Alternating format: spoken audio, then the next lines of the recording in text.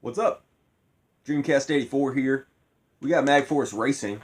So this game is a futuristic racing game. Looks a lot like Wipeout. It supports the racing controller, but I'm not about to whip that peripheral out. Yeah, something to do with magnetic power, magnetic copper racetracks probably. I don't know. I'm just filling out time because these intros take about 50 seconds. Not excited about this one. I got some coffee brewing and yeah, hoping to knock a few of these videos out, so right on. Thank you so much. Magforce Racing. Magforce Racing.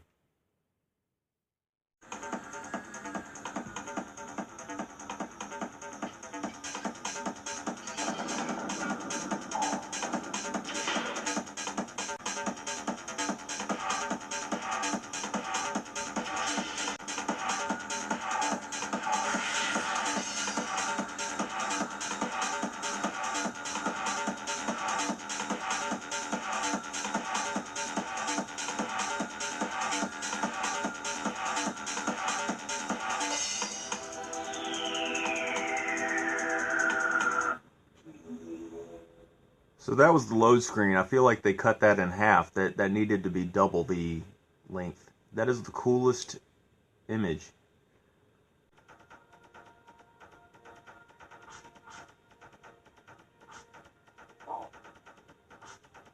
Normally default is where you want to be.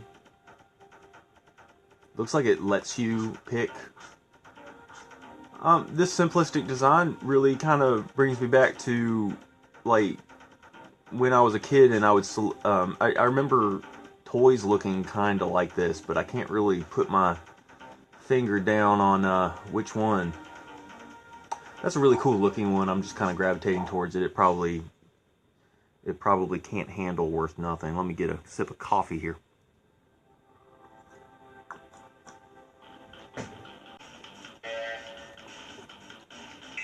Okay, I'm holding down the right trigger because in most Dreamcast racing games, the right trigger is the gas. I can't think of many racing games where you hold down the A button or something like that. Now, you get some sort of power-up with those little landing strip zones. I'm not sure what that's all about. I might need to turn the brightness up because this game is dark. I put the brightness up to 75 this time. The white should totally pop. I watch my videos after I post them. And, you know, it's funny how you get to know the relationship between the volume, the brightness, all that stuff, and the audio. The tablet that I'm recording on, I'm talking right next to it, so I'm trying to get good audio. If I speak too loud sometimes, I apologize. I don't have a setup. I'm just kind of, throwing stuff together and just seeing what works, Alright, I picked a different level. I picked Mars.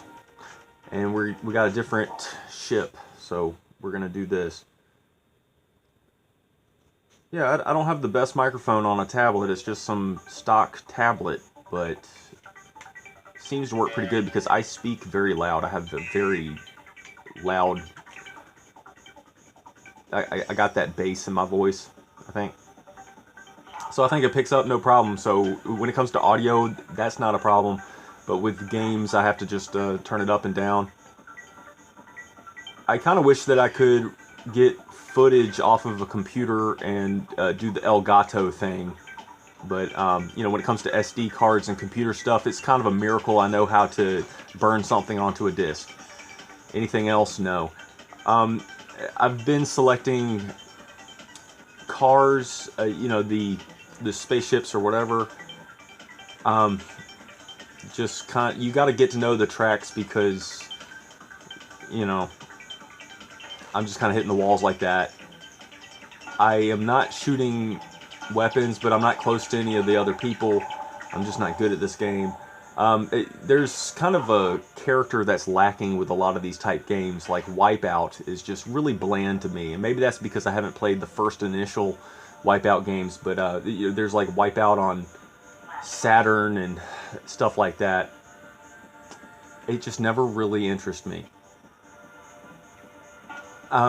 Yeah, it lacks a character, lacks a charm, lacks personality. It feels rushed and put together. The intro was like cut in half. The music is just some standard stock PC music. The colors are good. The stages, the stage design looks, pretty okay. I'm playing on Mars, but I'm not really excited about it. When I was playing Looney Tunes Space Race, I was super excited about that, the comets and just the cartoony design, just the translation between cartoon and video game was just a very smooth one.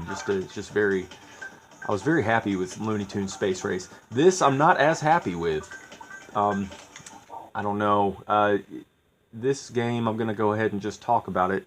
Let me check my times for 2 seconds. Okay, cool.